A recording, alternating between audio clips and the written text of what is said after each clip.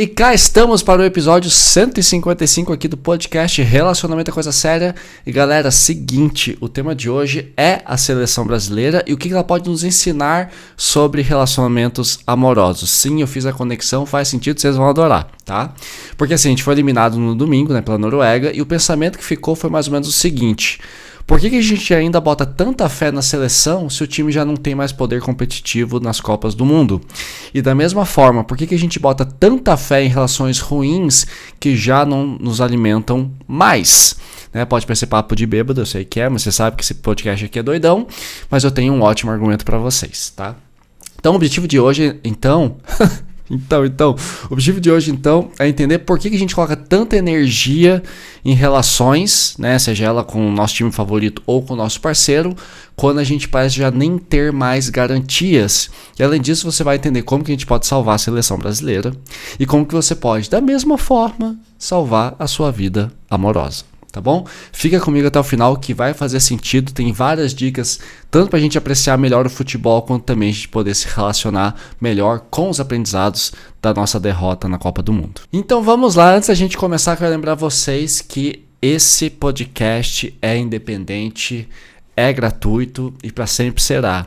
Para vocês me ajudarem a manter essa máquina toda funcionando, eu deixo aí na tela o meu Pix. Você pode fazer a sua doação, enfim, o valor que você quiser, de R$1 até R$1 milhão.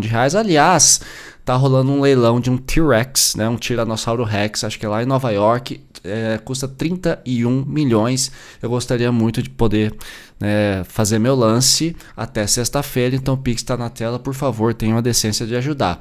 Tudo que eu preciso na vida é de 1 milhão de amigos, e aí eu peço R$1 para cada um deles. Tá? Essa é a filosofia de vida. Tenha 1 milhão de amigos e peça R$1 emprestado para cada um deles, tá tudo resolvido. No caso aqui eu preciso de 31 milhões de amigos. No Brasil cabe, então ajudem a compartilhar esse episódio, tá bom?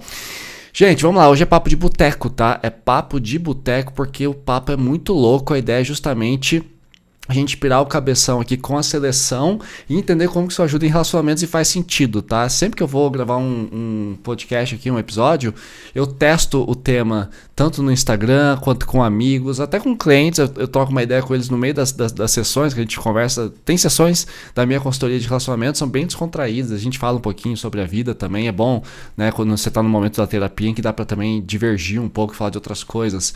Então o tema está aprovado e vocês vão gostar.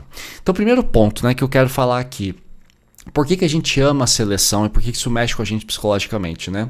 Nós temos aí estrelas da nossa seleção como Pelé, né, o maravilhoso Pelé, um gênio do futebol. Tem o Garrincha com as pernas tortas. Tem o Romário, baixinho, maravilhoso, meio cabeça dura, mas o cara jogava muito. Cafu, super carismático. O Bebeto, que era carismático. O Branco, os dois Ronaldos. Neymar não gosto muito não. Enfim, mas é uma questão minha, mas ele é um puta jogador também, tá? E qual que é a pira aqui que eu acho que a seleção é importante na nossa análise? Porque eu enxergo muito dentro da seleção um amor por museu. O que isso quer dizer? A gente ama muito a seleção pelo que ela já nos ofereceu, tá? Então, por exemplo, aqui, ó, o que eu posso me lembrar? Eu sou de 84, tá? Sou de 1984. Então, quando a seleção ganhou a Copa do Mundo de 94, eu tava com 10 anos de idade. E eu lembro para um caralho desse momento. Por quê? Eu tava na escola, então assim, álbum de figurinha, na época era bem mais barato, né? Era acessível à maioria da população, hoje em dia é coisa de rico. Mas o álbum de figurinha, eu nunca consegui terminar porque era muito difícil, cara. Era muita figurinha, meus pais não tinham tanto dinheiro assim pra me dar, o pacotinho já era caro naquela época. E eu ficava com o meu álbum todo banguela, faltando um monte de jogador, mas tudo bem. O legal era, né, jogar bafo, assim, quando você empilha um monte de figurinha junto, puff, e bate assim, puff, e aí você ficava com as figurinhas que você tinha virado, era bem legal. E eu fiz uma promessa no meu colégio, eu lembro bem disso, que a promessa foi a seguinte: se o Brasil fosse campeão, tipo a Brahma, sabe? Se o Brasil... Aliás, eu tenho a teoria de que a Brahma só prometeu dar cerveja pra todo mundo de graça porque ela sabia que a gente não ia ganhar o Hexa. Aí é fácil de prometer, né? Mas eu prometi pra minha sala... Enfim, a professora chegou um dia na sala e falou: gente, vai rolar a Copa e façam promessa aí. Se o Brasil for campeão, for tetracampeão, o que vocês vão fazer? E aí foi muito legal porque várias pessoas, se o Brasil for campeão, meus coleguinhas, se o Brasil for campeão, eu vou ser mais obediente em casa, vou estudar mais pra matemática, vou ser mais gentil com meus pais, né? Vou ajudar a lavar a louça. Umas promessas assim, né? E no meu caso foi, se o Brasil for campeão, eu vou dar um chocolatinho pra todo mundo da sala. E tive que cumprir. Eu lembro até hoje que minha mãe foi comigo no mercado. Escolhi ali, eu acho que uma caixa de sonho de valsa. Eram 30 pessoas na sala, né? Eram salas pequenas aqui em Curitiba. E a gente comprou acho que umas 2 ou 3 caixas de sonho de valsa. Eu distribuí. Cara, eu me tornei o Pelé, cara. Eu fui muito admirado. Foi um dos momentos mais bonitos da minha infância. Porque eu dei o chocolate e todo mundo ficou, nossa, que massa. O Edu cumpriu a promessa. Aí eu aprendi o poder da gente cumprir com o que a gente combina, né? Nos relacionamentos você sabe que também assim, né? Às vezes a gente promete e não cumpre. Então quando você cumpre aquele acordo, né, sobre o que é traição, o que é boa comunicação, o que vale a pena para vocês dois, e você cumpre, as coisas ficam melhores. Então eu dei chocolate para todo mundo, foi muito legal. Aí já na Copa de 2002, eu lembro menos, porque eu acho que eu já era adolescente, eu já era adolescente, eu tava mais interessado em Nirvana, em fazer tatuagem e tocar guitarra do que na Copa. Mas foi legal de participar, eu lembro que eu assisti, vibrei também. Então assim, eu sou de uma geração que assistiu, né, a vitória de 94, assistiu a vitória de 2002. Então, respectivamente, tetra e pentacampeonatos. Então, pra gente assim que assiste hoje a Copa, é uma emoção diferente, né, da galera que nunca viu o Brasil ser campeão, por exemplo. Então, eu lembro que meus pais, a minha família, por exemplo, meu pai assistiu o bicampeonato e o tricampeonato. Meu pai é de 55, Então, meu pai viu o Pelé jogar. Então, assim, só que meu pai, ele se lembrava, meus pais se lembravam do jejum entre a Copa de 70 até 94, foram 24 anos, que nem foi agora pra gente, né? Um jejum de 24 anos. Então meu pai não botava muita fé na seleção, nem minha mãe, assim, a galera fica, talvez a gente ganhe. Então é um sentimento parecido com o que a gente tem hoje, né? A gente já está decepcionado com a seleção. Então, existe, só que ali, no instante em que a Copa começa, a gente esquece de todas as mágoas, esquece o 7-1, esquece que a seleção tá uma merda, e a gente traz um sentimento de patriotismo, né? Então, a gente instala imediatamente um sentimento de amor por museu, né? E é muito difícil pra mim nesses momentos, porque assim, gente, com todo respeito, cara, eu não boto fé na seleção, porque as últimas Copas têm sido horríveis. Tá até rolando uma piada agora, né, de que a gente bateu o Hexa, 6 títulos perdidos seguidos, né? Então, assim, o que eu acho curioso é que, tipo, do meu lado, eu sou um pouco mais cético, né? Vocês sabem que eu sou ateu, vocês sabem que eu sou mais duvidoso com paixão. Eu aprendi que a gente não pode ficar muito limerente, né? A gente tem que evitar as limerências. Eu não sou limerente com a seleção brasileira. Então, primeiro a seleção joga, depois eu acredito nela. Então, o meu amor não é tão gratuito assim. Agora, o que é bizarro, sabe o que é? É que eu vou dar uma queixadinha aqui, como diria Raul Seixas, né? Qual que é a parada? Durante a Copa, Deus me livre de falar mal da seleção. Eu lembro que até quando teve o jogo do Japão, né, Brasil e Japão, na semana passada, todo mundo falou assim, nossa, é isso aí, a seleção tá bem equilibrada, o Ancelotti sabe o que tá fazendo, teve o primeiro tempo, foi difícil, tomamos um gol do Japão, e no intervalo ele foi lá, ajeitou o time, puf, te ganhamos. Falei, gente, acho que foi mais sorte do que juízo. Porra, do que é isso? E todos os bolões, todos não, nos últimos 3... eu votei contra a seleção, porque eu sabia que a gente ia perder eventualmente, porque a gente não tinha time. Vocês estão vendo agora, né? Agora eu tenho razão. Mas eu fazia bolando porra, como você é negativo, como você é pessimista. Eu falei, gente, 5 Copas já que a gente foi eliminados, o time não tá poderoso. Olha a Portugal jogando, apesar que Portugal caiu também. Olha a Alemanha, também caiu. Mas olha a Noruega, olha a Argentina, olha Cabo Verde, esses caras estão com raça, a gente não tá. Mas foi engraçado que assim, antes da Copa, durante a Copa, meu Deus, a seleção tá incrível esse ano. A gente perder, acabou o jogo da Noruega, nossa, a seleção tá horrível, o Ancelotti não sabe nada. Engraçado, agora vocês concordam comigo. Ou seja, existe um encantamento, e nos relacionamentos amorosos acontece a mesma coisa. Muitas vezes a gente tá lá numa relação há muito tempo, né, 6 meses, 1 ano, 5 anos, 10 anos, a gente tá lá já consolidado e a gente fica com aquela ideia do passado glorioso, né? Um amor por museu, era tão bom no comecinho, como foi bom em 94, como foi bom em 2002, né? Então assim, eu acho engraçado como a seleção vai de seleção campeã e adorada para seleção odiada e desprezada assim que vem o apito final. A gente perdeu, pronto. Ninguém mais na seleção presta. Fico, caramba, gente, agora vocês estão enxergando. Então é interessante a gente observar esse fenômeno psicológico do porquê que a gente fica tão encantados, com a seleção, porque a gente fica tão encantados com o começo da relação, mesmo que hoje a sua relação já esteja uma merda, já não tenha mais tanto amor, não tenha tanto respeito, não tenha mais confiança, já rolou traição, já rolou mentira e você continua acreditando nisso. Por que isso acontece, tá? Então eu vou separar a minha análise aqui em 2 pontos. Eu vou explicar para vocês por que a gente não deve confiar tanto na seleção, por que a seleção é tão duvidosa, e em paralelo eu vou mostrar para vocês por que você acredita tanto ainda num relacionamento que talvez já não faça mais sentido para você, tá? Que recurso é esse que a gente, na hora em que a seleção entra em campo, a gente simplesmente bota toda a nossa fé, mesmo sabendo que os dados mostram que a seleção já não tá tão boa, e por que você continua insistindo num relacionamento quando você já percebe que os ponteiros não estão alinhados, vocês já mais brigam do que se amam, mais assistem filmes do que transam? O que tá rolando? Eu vou explicar ainda hoje. Então, galera, agora eu peço uma licença poética, porque esse episódio vai ficar doidão, tá? A ideia é que a gente fazer um paralelo muito doido, que eu quero explicar pra vocês o que há de errado na seleção, por que a gente sofre tanto torcendo pra seleção, e por que em paralelo a gente sofre tanto com o relacionamento. Vocês vão ver que o mecanismo é o mesmo, tá? Do que eu tô falando aqui? Da adoração, da idolatria, do gostar, do acreditar, do apostar, do quanto é bom pra gente ter fé, né? O quanto é importante pra gente acreditar em alguma coisa, mesmo quando tudo prova o contrário.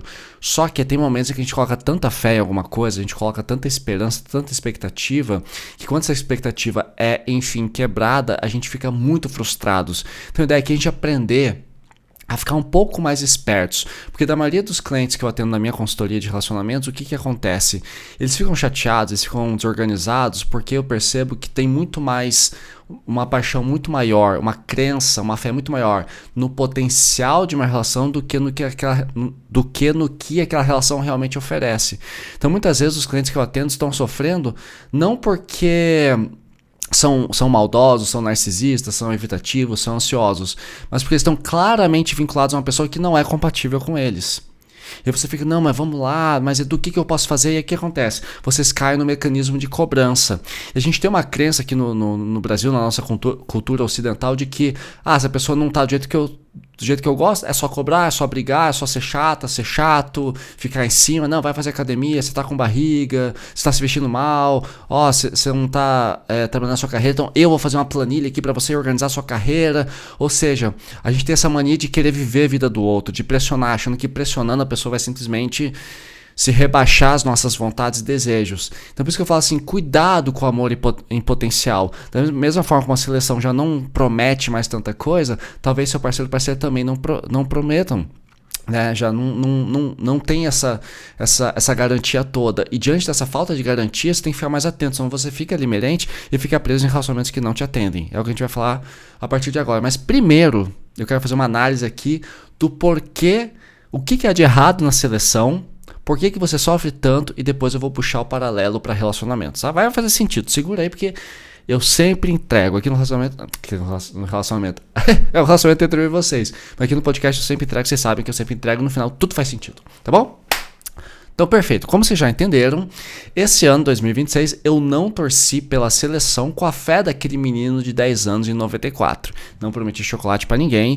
Eu fiz vários cupons de desconto, tanto aqui pra consultoria quanto pro meu curso, tá? Que vocês podem conferir, que é o Relacionamento Seguro na Era do Like, o link tá na descrição.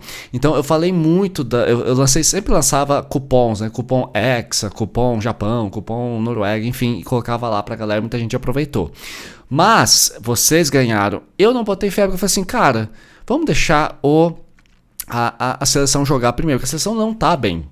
Gente, nós tomamos 7-1, a gente não chega mais nas quartas de final, se não me engano, posso estar errado, mas enfim, faz 24 anos, e na próxima Copa, em 2030, a gente vai estar há 28 anos sem título.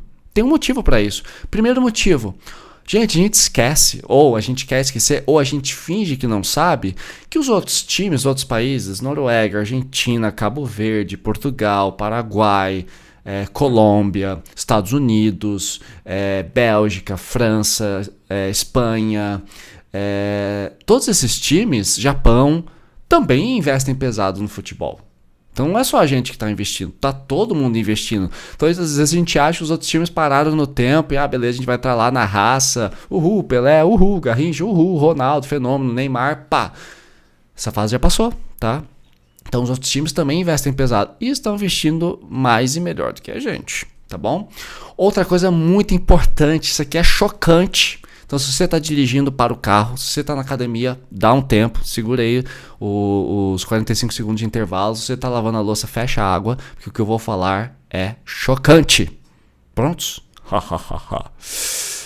O cliente da CBF não é você, torcedor, nem eu, torcedor, nem nós, torcedores. O cliente da CBF, a Confederação Brasileira de Futebol, que é quem comanda a seleção, tem como cliente o mercado publicitário global. Então o objetivo deles, a fidelidade deles, a lealdade desse relacionamento não é com nós, torcedores, muito menos com a taça. É com os patrocinadores. Se gera lucro, se entra grana, a seleção resolveu o problema. Porque lembre-se, a seleção brasileira é um CNPJ. É uma empresa e como tal o objetivo é dar lucro. Mas Edu, se a gente ganhar o Hexa, a gente vai ter muito mais lucro. Com certeza, mas do jeito que tá já tá bom. Nós eliminados, acho que o Brasil vai receber, não sei, eu vi ontem no G1, vai receber acho que entre 100 e 130 milhões de reais ou de dólares pela participação na Copa. Ou seja, mesmo perdendo, a gente teve lucro. Tá? Então assim, o cliente final da CBF não é a gente, brasileiros, torcedores, sofredores. É o mercado publicitário global. E vamos pra pausa pra aguinha, se vocês reclamam. É engraçado que às vezes eu tô na consultoria com meus clientes de relacionamentos e tal. Falo assim, Edu, eu vou tomar uma água. Você fala, ei, pausa pra aguinha. Já virou a marca registrada aqui do podcast. Muito obrigado. Então, lembrem-se da música do Cazuza. Brasil, mostra a tua cara. Quero ver quem paga. Pra gente fica assim. Brasil, qual é o teu negócio? O nome do teu sócio? Confia em mim. O que você acha que o Cazuza tá reclamando, caralho? Essa merda toda. Então assim, lógico, a seleção tem que dar lucro, a gente tem que pagar jogador, tem que pagar técnico, comissão técnica, tem que pagar transporte, né, bebida, comida, os caras, enfim, os caras estão trabalhando. Mas o cliente final não é o torcedor, não é você que fica aí nos jogos sofrendo, nervoso, esperando, vendo um chute de pênalti ir pra fora, vendo um atacante da Noruega chegar tranquilamente na área e fazer gol, sem marcação nenhuma, sendo que o cara tem 1,95 m e deveria estar com 8 ao redor dele. Lembrem-se como o Pelé era marcado. Então a seleção vacilou, né? Então o sócio, o negócio da seleção brasileira são os patrocinadores, não é o torcedor, tá? Então a seleção brasileira ela é extremamente lucrativa do jeito que tá. E o título mundial virou apenas um bônus e não é o título, o objetivo principal, tá? Isso que a gente tem que ter em mente. É por isso que o Edu Baggio, no caso eu, quando a Copa chega, o bolão eu coloco nos outros, porque eu quero ganhar o bolão, eu não quero ter fé na seleção. Se um dia, a gente entrar numa Copa do Mundo, a seleção, tá ganhando bem, tá ganhando com sobra, 4-1, 3-1, aí eu volto a acreditar como foi em 94, 2002. Até lá, até que se prove o contrário, eu não boto fé na seleção. E eu fico puto que meus amigos você é do contra. Mas daí quando a seleção perde, você fala, o Edu tinha razão. Não é que eu queira ter razão e seja um cínico. Eu tô vendo dados. Eu vejo estatística. Eu boto fé no que vale a pena. Eu não acredito no potencial das coisas. Porque, gente, o nosso coração, a nossa ansiedade, o nosso romantismo, ele é muito precioso. Eu gosto de ser romântico. Eu gosto de acreditar no amor. Eu gosto de acreditar na seleção. Mas eu gosto de botar minha fé onde ela vai ser proveitosa. mas daí você é cínico, não bota fé em nada. Boto sim, agora eu boto um pouco de fé na seleção. Eu não vou ser desses que nem eu vejo o bolão, 5-0, 4-3 pro Brasil, 4-1. Falei, gente, não tá sendo tanto gol assim. Então eu percebo que tem muito mais fé no potencial do que fé no que realmente pode ser oferecido.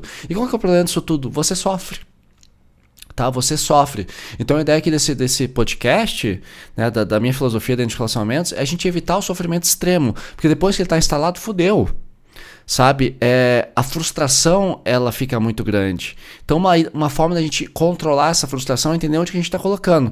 Então você quer torcer para alemães, quer torcer para o Palmeiras, para o Corinthians, são os times locais que estão com potencial. Tipo, o Palmeiras está em primeiro no Campeonato Brasileiro, ali vale a pena investir. Agora, vocês podem até colocar, mas eu acho que às vezes a gente coloca muita fé e acaba sofrendo uma frustração. Como que eu entendo isso? Porque assim que o o jogo acabou, tanto na Cazé TV quanto nos outros canais, todo mundo começou a detonar a sessão. Não, porque o Ancelotti é um idiota, porque o Neymar, porra, como é que o cara lá perdeu o pênalti, vai tomar no cu, fica todo mundo puto. Por quê? Isso é resultado da frustração. Quando o jogo acabou, eu falei, ok, eu sabia que a sessão não ia passar. Eu sofro um pouco menos. Eu acho que é esse que é o convite que eu faço a vocês hoje. A Gimelaria está escorrendo. Então esse é o convite que eu faço a vocês hoje, tá? Organizar melhor. Lógico, tá tudo bem, a seleção é só uma diversão, mas daqui a pouco, quando eu falar de relacionamentos, vocês vão entender melhor onde é que eu quero chegar, tá? Porque a ideia é a gente evitar aquele sofrimento intenso de uma frustração com relacionamentos. Outra coisa importante, né? Falando aqui da seleção de volta, o faturamento da CBF, né? Então vem desses patrocinadores de longo prazo e dos contratos com a TV. Então essas empresas pagam pela exposição e não pela vitória com a taça. Então, quando você assiste um jogo da seleção, a Nike já teve a sua exposição, a Adidas, apesar que a Adidas acho que não está ligada à seleção, a Budweiser, a Coca-Cola, todos os patrocinadores que estão envolvidos já tiveram exposição, você já consumiu o produto deles. Então, o resultado ele já tem, o resultado financeiro. Então, com ou sem taça, o lucro da CBF é praticamente o mesmo. Lógico, quando a gente ganha, a gente vende muito mais. Mas para pagar as contas, a CBF já se resolveu e aí ela relaxa, né? Então, para os patrocinadores, a eliminação precoce é só um soluço na audiência da televisão e não uma quebra do modelo do negócio. Então, eles vendem produtos, eles não vendem títulos. Isso é importante a gente lembrar. Aí nós temos também a indústria dos amistosos, né? Então a seleção ganha muito com os amistosos fora da época da Copa. Temos também de problema na seleção os escândalos de corrupção, né? Tem várias disputas judiciais, a gente sabe que tem muita corrupção dentro da CBF. Aí tem a questão do estrelismo, né? A gente perde as nossas estrelas, porque a maioria dos nossos bons jogadores vão todos jogar fora, tipo no Real Madrid, no Arsenal, no Manchester City, fora do Brasil, às vezes com menos de 18 anos, então a gente exporta os nossos talentos, enfim. Aí tem a bolha da celebridade, né? Então cria-se uma seleção de atletas que são multimilionários, com milhões de seguidores e pouquíssima identificação com o torcedor local.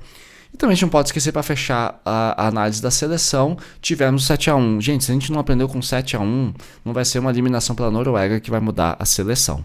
Tá bom? E agora vamos falar de relacionamentos. Continuando, meus amores, olha só, então o que a gente falou até agora, né? Nós tivemos então a questão dos outros países, o cliente verdadeiro da CBF, a questão do faturamento com patrocinadores, enfim. Eu vou falar os mesmos tópicos agora com relacionamentos para criar o paralelo, para vocês entenderem por que vocês sofrem tanto por amor, da mesma forma como vocês sofrem tanto pela seleção, tá? Então vamos entender aqui o seguinte, tem muito relacionamento que é morno, que é tóxico, que é abusivo, ou que simplesmente te deixa ansiosa, te deixa ansioso, te deixa evitativo. Lembrando que, gente, evitativos e ansiosos são faces da mesma moeda, tá? É uma faca de dois gumes. Se você é ansioso, você também cai pro evitativo e vice-versa. Eu falo isso nos episódios 35 a 38 aqui do podcast, que eu falo sobre o vínculo ansioso, o evitativo. Aliás, tem que voltar a retomar esse assunto, tá? Porque eu já aprendi coisas novas sobre os ansiosos e sobre os evitativos. Então, qual que é a parada aqui, galera? Então, por que o seu relacionamento é morno ou não tá bom, simplesmente não tá bom, mas ainda assim é lucrativo sob o ponto de vista emocional, tá? Primeira coisa que a gente tem que entender aqui, a questão do passado. Lembra do Pelé, lembra do Garrincha, do Ronaldinho, do Cafu, né? Ou seja, a história e o passado glorioso. Então, eu sei que você sabe que o comecinho da relação de vocês foi muito bom, não foi? Aquela paixão, os primeiros encontros, as primeiras transas, os primeiros planos, a primeira viagem, o primeiro filho, a primeira casa que vocês dividiram, a primeira briga resolvida, a primeira vez que você conheceu a família dele, a família dela, enfim. O comecinho sempre traz muita novidade, muita coisa boa e a gente fica encantado com isso. Então vocês têm uma longa história. E pode ser uma história curta, de 6 meses, que tem bastante intensidade, pode ser uma história de 6 anos, pode ser uma história de 60 anos, enfim, tem casamento muito longo. Então o que vocês percebem? Os filhos já estão engajados na família familiar, se vocês têm filhos. Então são anos juntos, casa montada, rotina organizada, conta em conjunto, planos, financiamentos, né, bens conquistados juntos, como apartamentos, como casa na praia, como carro, como aquela geladeira que vocês sonhavam, aquela máquina de lavar que facilitou a vida de vocês, enfim. Tem várias coisas boas conquistadas. Se vocês não moram juntos, tem muita história, muitas fotos, muitas viagens, muitos momentos bons compartilhados. E outra coisa, todo mundo admira ver vocês dois juntos, né? Uma coisa que eu escuto muito dos meus clientes da consultoria. Aliás, se você quiser me contratar para consultoria de relacionamentos, né, para fazer todo o processo, é só me mandar uma mensagem, o link está na descrição desse episódio. E quem vem do podcast tem descontos, tem benefícios. Então me manda uma mensagem que eu posso te atender na minha consultoria de relacionamentos. Ou você também pode acessar o meu curso Relacionamento Seguro na Era do Like, em que eu falo sobre como que você sai desse estado de amar o potencial, de amar alguém somente pela ideia do que pode ser bom e acaba se frustrando. Então, o meu curso ajuda também nisso, o link também está na descrição desse episódio, tá? Então, eu escuto muito dos meus clientes o seguinte: Edu, como é que eu vou terminar? Como é que eu vou falar para minha família que não tá dando certo? Né? Vai todo mundo me julgar, vai todo mundo me condenar. Especialmente as mulheres reclamam disso, né? Porra, Edu. Aí eu tenho que falar pra todo mundo e, pô, minha família adora ele, eu adoro ela, né? Os meus amigos, aí eu vou ter que... Aí todo mundo fala assim, eu já falei pra minha família que eu queria terminar, que não tá sendo legal, mas poxa, mas daí vocês vão ter que... Você vai ter que mudar de casa, você vai ter que, né... comprar tudo novo, começar do zero, voltar pro mercado de solteiros, entrar em aplicativo de relacionamento, conversinha em aplicativo, tomar ghost, cara mala, que manda foto do pau, garota mala, que fica monossilábica em aplicativo, e que coleciona match, ou cara que vai lá e pede teu Instagram, e aí fica sendo tóxico com você. Eu prefiro ficar casado. Né? Então eu escuto muito isso. Então é muito difícil separar hoje em dia. É muito difícil. Porque tem todo esse histórico. E a gente se apega ao histórico. E da mesma forma como a seleção entra em campo, a gente lembra do Pelé, lembra de 94... e conversa com o Ronaldo, e pede pro Cafu explicar a seleção. Existe um saudosismo, o relacionamento também tem. Só que é um saudosismo que faz mal. Porque mesmo que esteja, né, você percebe ali, mesmo que esteja tudo uma merda pra você nesse relacionamento, às vezes pra você o melhor é continuar ali. Né? Porque vai que melhora milagrosamente, vai que o Neymar faz um golaço, vai que o seu namorado vai lá e te reconquista e traz aquele presente que você tanto espera, mas nunca pede. Né? Vai que a coisa dá um jeito. Então... E às vezes não dá certo. Aí quando dá errado e o jogo termina, vem o apito final, porra, vai tomar no cu, sei o quê. Mas você sabia que tava indo mal, você sabia que a seleção não tava boa, você sabia. Então, aqui a gente pode falar da dependência emocional, a gente pode falar dessa insistência, desse medo de ficar sozinho, tá? Então, você vive num estado de eterna espera pelo retorno dos bons tempos, assim como a gente espera na seleção. Tá? E aqui dentro de relacionamento, quem que é o cliente? Da seleção, a gente já sabe que são os patrocinadores. Quem é o cliente final, então, do seu relacionamento? Né? Porque assim, a gente quer uma relação acima de tudo. O importante é ter um relacionamento. O relacionamento é uma instituição, tá? E nem sempre a qualidade importa tanto. Eu percebo que muita gente quer ter uma relação. Eu vejo muitos clientes meus que falam assim, Edu, eu só quero namorar, tanto que assim, eu conheci a garota, já pedi ela em namoro no terceiro, quarto encontro, a gente tava empolgado, ela aceitou, mas cara, pra ter um namoro, vocês têm que ter passado por várias fases, né? Eu falo isso muito em vários episódios aqui. Vocês têm que ter tido confiança, tem que ter tido uma viagem juntos pelo menos, um tempo, já se conheceram, já fizeram as perguntas elementares, né? O que vocês querem, o que é o namoro pra cada um de vocês. Então assim, tem várias perguntas que tem que ser feitas no começo da relação. E muitas vezes vocês não fazem, mas o importante é o quê? É o namoro, é a aliancinha no dedo, aquela aliança de compromisso, aquela prateada, né? Então, muita gente não quer se relacionar com você. Às vezes a pessoa quer, ou você não quer se relacionar com aquela pessoa, com o João, com a Maria.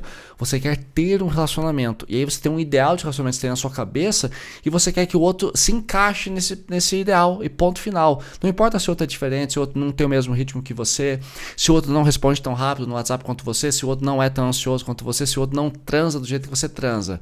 Você pensa, importante é que a gente se gosta, o comecinho foi legal, então eu vou ficar forçando a barra pra relação dar certo. E aí eu cobro. Né, eu fico bravo, a gente briga, porque eu quero que ele mude, porque eu quero que ele trabalhe em outra coisa, eu quero que ele faça mais academia, eu quero que ela se vista melhor, eu quero que a gente tenha mais comunicação, eu cobro. E aí você fica naquele estado da relação em que só existe cobrança e não existe mais conexão, tá? Porque para vocês dois, talvez o mais importante é não estar solteiro. mesmo que a relação não esteja boa, mesmo que a relação esteja fracassada. Que Deus me livre o julgamento da sociedade de ver uma mulher de 35 anos solteira, meu Deus, ninguém mais vai te querer, uma mulher, e ainda mais se vocês dois já tiveram filhos, né? Um pai solo, uma mãe solo, Deus me livre, melhor ficar na relação. Então é algo cultural, a gente tem que vender quem a gente tem que vender esse relacionamento a todo custo. A gente precisa que alguém que compre. E tem um episódio meu que eu falo sobre isso, deixa eu até pesquisar aqui rapidão, que é sobre o potencial. É o episódio de número 44, o risco de namorar só pelo potencial de um parceiro, tá? Então quando vocês ficam muito nessa ideia de, cara, Deus me livre ficar sozinho, então eu topo qualquer negócio. Só que qualquer negócio sai caro. Então, da mesma forma como a gente fica frustrados e fica exaustos de ressaca quando a seleção é eliminada de uma Copa do Mundo, já faz 24 anos que isso vem acontecendo, foi a 6ª vez que a gente se frustrou, a mesma coisa acontece com o relacionamento. Que o seu medo de estar sozinho, o seu medo de julgamento, o seu medo da sua mãe olhar pra você e falar, nossa, tá solteirona, nossa, tá solteirão, ninguém te quer, você vai contra, ai, é só dar uma insistidinha, homem é assim mesmo, mulher é assim mesmo, como você é exigente, como você é criteriosa. Aí você fica num relacionamento merda. E sabe o que acontece? Qual que é o problema aqui? Adoecimento. E como que vem as doenças para um relacionamento ruim? Depressão, melancolia, ansiedade, tédio, procrastinação, você perde qualidade de vida. Por isso que eu não gosto de apostar no que não tem potencial como a seleção brasileira. A gente perde qualidade de vida. A gente fica ansioso, a gente briga, a gente fica checando stories feito loucos, a gente fica checando WhatsApp feito loucos, a gente cobra, a gente liga o risquinho azul do WhatsApp para ver se o cara respondeu, se visualizou a mensagem ou não. Ou seja, isso tudo gera uma neurose na gente. E não é bom. Se você gosta de sofrimento, ótimo. Eu não curto. Eu já fui ansioso em relacionamento. Não mais. Porque eu amadurecia. Eu tô aqui com vocês, falando toda essa porra toda aqui, pra vocês amadurecerem comigo. Então aprendam com a seleção. Aprendam com o meu exemplo. Um cara que já sofreu muito por amor. 2 casamentos que deram ruim pela minha ansiedade e pela ansiedade delas. Por acreditar demais no potencial, por ficar cobrando. Não dá certo, tá? Então, o lucro que você tem, o lucro errado que você tem no relacionamento torto hoje em dia é o quê?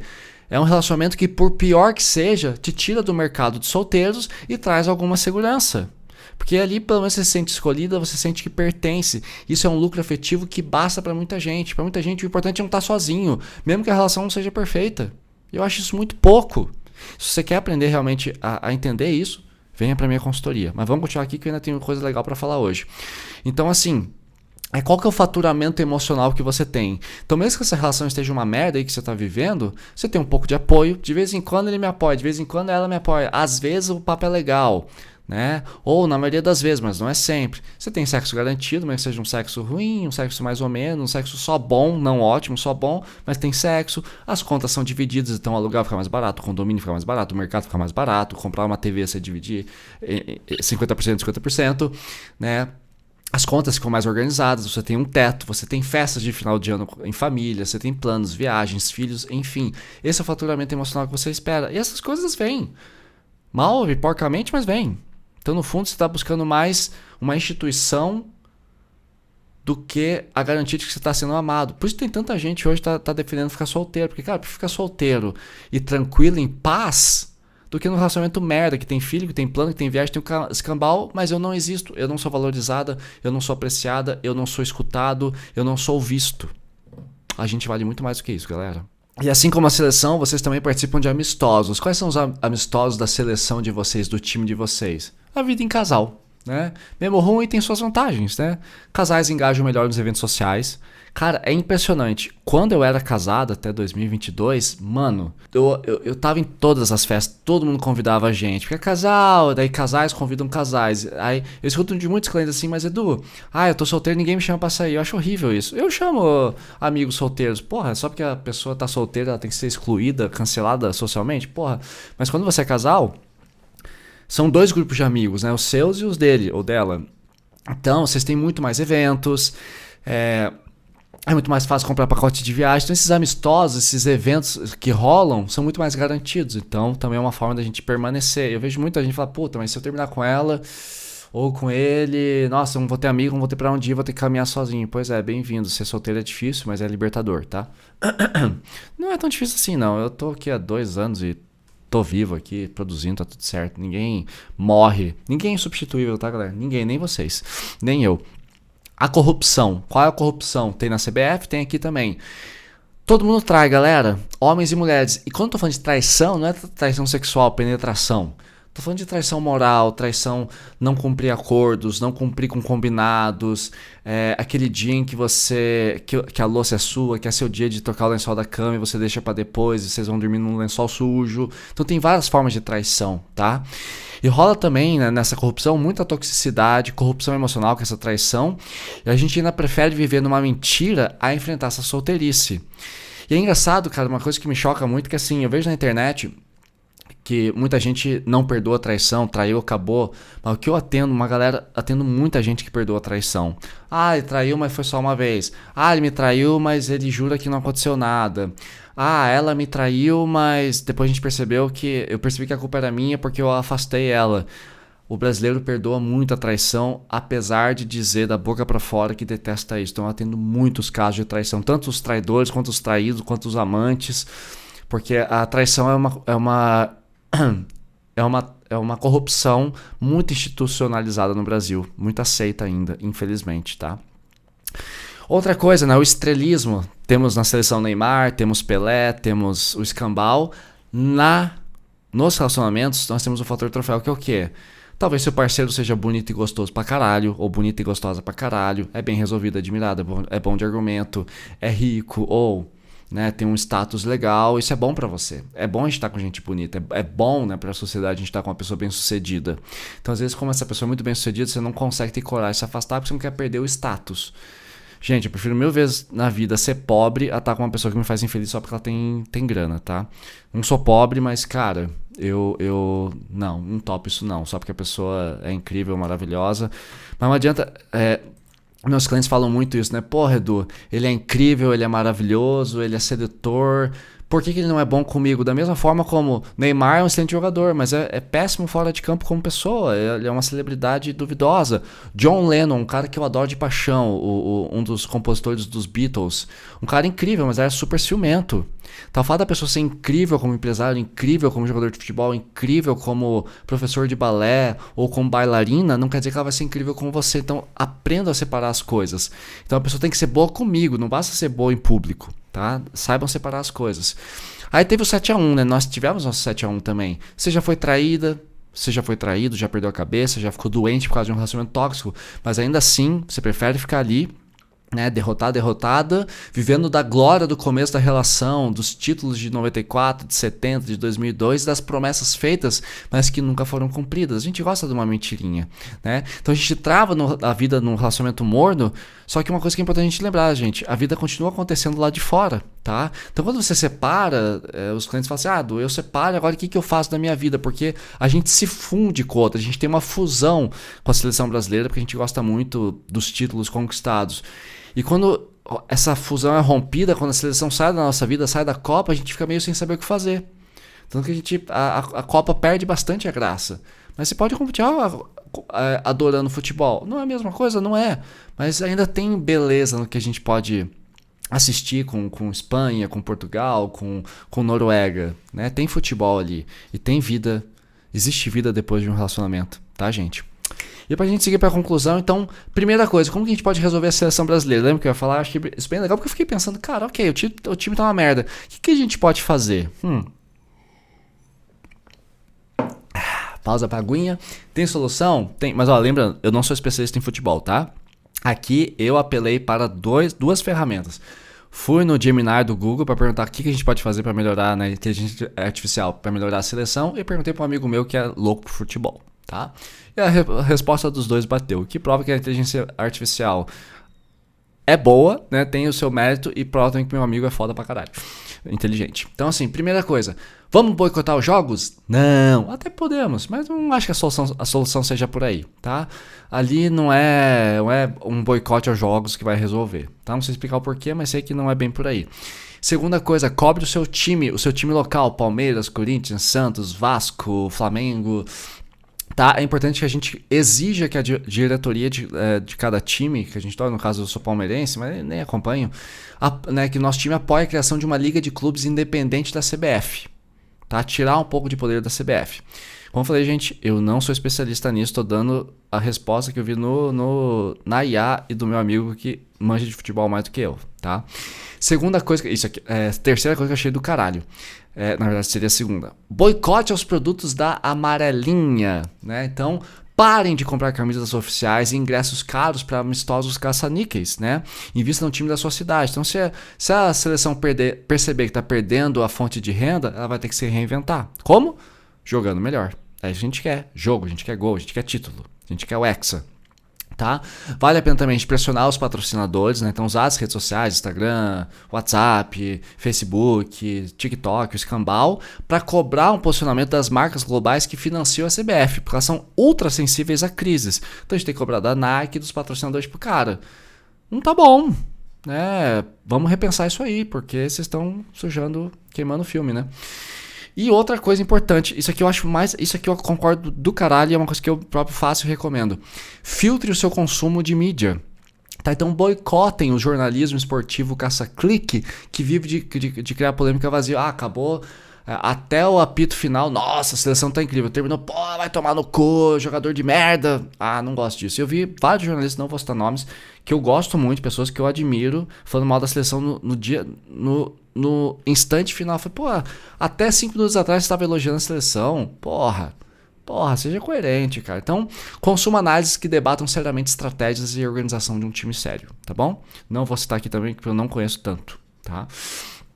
E como resolver seu relacionamento da mesma forma? Primeiro, defina o que você quer em termos de relacionamento. Para de ver filme da Disney, para de ver filme romântico. O que você quer de fato? Você quer um namoro morno ou você quer um namoro sério? Você quer ter filho ou não quer ter filho? Quer casar ou não quer casar? No religioso ou não religioso? Você quer um parceiro presente ou mais de boa? Você quer uma relação em que vocês se vejam todo dia ou só nos finais de semana? Defina bem o que você quer, procure um parceiro que se encaixe nisso. Ao invés de achar de insistir num parceiro ou parceira que é totalmente diferente do que você quer, para você ficar cobrando, insistindo, vamos fazer terapia de casal para resolver. Não, às vezes vocês querem terapia de casal para que eu faça milagre e mude a pessoa. Eu não posso mudar a pessoa, eu posso mudar a conexão, o laço de vocês, se tiver potencial ali. Não adianta, eu não vou fazer aquele cobrador de falta acertar o pênalti, ele não estava pronto para isso. Então, eu não ensino o cara a jogar no meio do jogo. Eu faço isso no treino. Então, o treino é o quê? Você selecionar pessoas melhores, jogadores melhores para estarem na sua vida afetiva, tá? Outra coisa importante, estoicismo. Aceite que a glória do começo se foi, aquele comecinho já passou, e que as coisas já não estão mais boas como eram antes, como acontece com a seleção. Então não ame por museu. Eu não gosto de ficar olhando para uma fotografia do passado pensando, nossa, era tão bom em 2022, 2024, agora tá uma merda. Eu não vou ficar segurando fotinha e botar a fotinha aqui no peito, aqui, assim, pra ficar usando um colar. Olha como era bom. Eu escuto muito dos clientes. Era tão bom, Edu, no começo. Nossa, como eu queria que voltasse. Mas já foi, perdeu uma Copa. Próximo. Tá? Ou vamos tentar melhorar essa relação. Tem jeito? Tem. Tá? Mas exige bastante esforço e é para isso que serve minha consultoria. Tá? Eu já salvei muitos casais. Separo a maioria, porque a maioria já chega para mim na UTI. Aliás, é uma coisa que eu sempre falo, galera. Não esperem as coisas piorarem tanto para depois buscar ajuda. Quando vocês chegam na consultoria comigo, às vezes vocês já estão num estado lastimável, que não tem mais salvação, já tem muito ressentimento. E ressentimento, mágoa, se torna uma coisa crônica. E aí acaba o respeito, vocês começam a ser cuzão com o outro. Chega uma hora que não tem mais salvação. Tá? Então, procurem a terapia, a consultoria, né, a psicologia cedo demais e não tarde demais, tá bom? É como eu sempre falo, se vocês vão pra academia, vocês não contratam um personal trainer? Vocês vão tomar medicamentos, vocês não procuram um médico? Por que para se relacionar vocês não podem procurar também alguém que ajude vocês? Então eu gosto, quando eu entro no relacionamento, cara, 3, 6 meses, vamos fazer uma terapia de casal, tá tudo bem, mas só pra gente entender por que tá tudo bem continuar assim, pra gente se conhecer melhor, ter alguém ali ajudando a gente, é bom, faz bem pra saúde, tá? Outra coisa importante, repense a alta tolerância à mentira e à traição. Porque se teve mentira, teve desrespeito, falta de confiança, traições, que tal revermos se essa relação realmente vale a pena? Que é o episódio 85 aqui do podcast Relacionamento é Coisa Séria. Eu falo bastante sobre a questão da traição. Gente, traição tem que ser mais imperdoável. Vocês dão muita colher de chá pra traição. Meu Deus, por quê? Medo de ficar sozinho, tá? Se não me engano, no episódio 150 aqui eu falo sobre o medo de ficar sozinho e como superar isso, tá? Você sobrevive, acredite em mim. Que é agora o que eu vou falar resumidamente aqui. Então, aprender a ficar sozinho. O que mais te mantém preso a um relacionamento ruim Essa frase ficou estranha. O que mais te mantém preso a um relacionamento ruim é o seu medo de ficar solteiro, tá? Por quê? 1. Julgamento da sociedade e da família. 2. Preguiça de conhecer gente nova. 3. A crença limitante que ninguém mais vai te amar. Que isso, gente? Você é maravilhoso, você é maravilhosa, gostosa, querida, gente boa com seus amigos, participativa. Como que alguém não vai te amar? Pelo amor de Deus, cara. Você é maravilhosa, você é maravilhoso. Bota fé nesse lastro aí, bota fé em quem você é, porra. Eu sou um cara maravilhoso, eu sou um ótimo namorado, eu sou um ótimo marido. Eu sou um cara maduro pra caralho, sei lidar com relacionamentos. Não só porque trabalho com isso, mas, cara, eu boto fé em mim mesmo. Bote fé você também, porra. Autoamor, autoestima, caralho. Você tá aqui, você tá aprendendo comigo, você tem condições, cara. Se o relacionamento não tá bom, procura outro, confia em mim, eu confio em você, porra. Né? Ajuste então essa incapacidade de gostar de si mesmo, tem que ser fã de você mesmo, tem que ser seu maior fã, cara. Eu sou meu maior fã, eu adoro a minha voz, eu adoro meu cabelo, eu adoro as minhas roupas, eu gosto do jeito que eu toco violão, eu gosto da minha cobra, tô falando da minha serpente, tá? Eu tenho uma serpente de estimação, mas também gosto da outra cobra, foda-se, ficou péssimo isso. Eu gosto de andar de bicicleta, eu sou um bom ciclista, sou um bom consultor, sou um bom estudante de psicologia, sou um bom terapeuta, cara, tá tudo certo, acredite em você mesmo, tá? Organize a sua falta de propósito, se é bom pra ficar solteiro, porque muita gente é solteiro porque não tem plano na vida. Ah, não sei o que eu quero. Porra, então descobre. Ah, tem 50 anos, descobre com 50 anos. Tem gente que se descobre com 60 anos. Tem gente que chega nos 80 e descobre nunca é tarde, gente. Então qual que é o teu propósito? Por que você acorda cedo toda manhã? Pra quê? Pra ficar esperando mensaginha de contatinho do Tinder? Pra ficar esperando aquele namorado que não te dá mais bola? Pra acordar e ficar ansioso com aquele cara que te traiu, que jura que mudou? Para! Ah, mas ele tá fazendo terapia. Terapia não salva a galera do jeito que vocês estão pensando, não, gente. Ajuda! Mas o cara vai pra terapia pra curar coisas deles, não necessariamente do casal. E tem gente que não quer melhorar. Né? A gente superestima demais o poder da terapia, assim como a gente superestima demais a seleção e os nossos relacionamentos. Tem terapia que funciona, tem terapia que não funciona. Então se o cara já tá indo pra terapia faz 3 meses, 6 meses e não melhorou, já deu. Próximo, tá? E às vezes vocês têm a sorte, vai pra uma terapia, o cara melhora em 1 semana, 2 semanas. Tem cliente que vem comigo e fala uma vez e o cara nunca mais volta porque ele falou assim, Edu, acertei. E tem pessoas que estão comigo há 1 ano que ainda estão tentando porque muitos traumas, muita coisa para resolver. A minha terapia, eu fiquei 6 anos em terapia para resolver minha ansiedade em relacionamento. 6 anos. Às vezes demora. Depende de cada caso, tá? E finalmente o gosto pelo tóxico, tá? Parem de gostar de relacionamento tóxico. Então, trabalhe sua ansiedade e o medo do abandono, trabalhe seus traumas e busquem um relacionamento melhor. Tem time melhor que a seleção, sim. Infelizmente não são brasileiros, mas tá tudo bem. A gente continua gostando de futebol e dá pra ter um relacionamento saudável, gostoso, com terapia de casal, com aprendizado, tá bom? Então, acreditem nisso. E é isso aí, falamos semana que vem. Uau, o episódio de hoje acho que foi até comprido, a gente vê quanto tempo que deu aqui. Nossa, quase 50 minutos. Fazia tempo que eu não gravava um episódio desse tipo. Beijos e até semana que vem. Mua!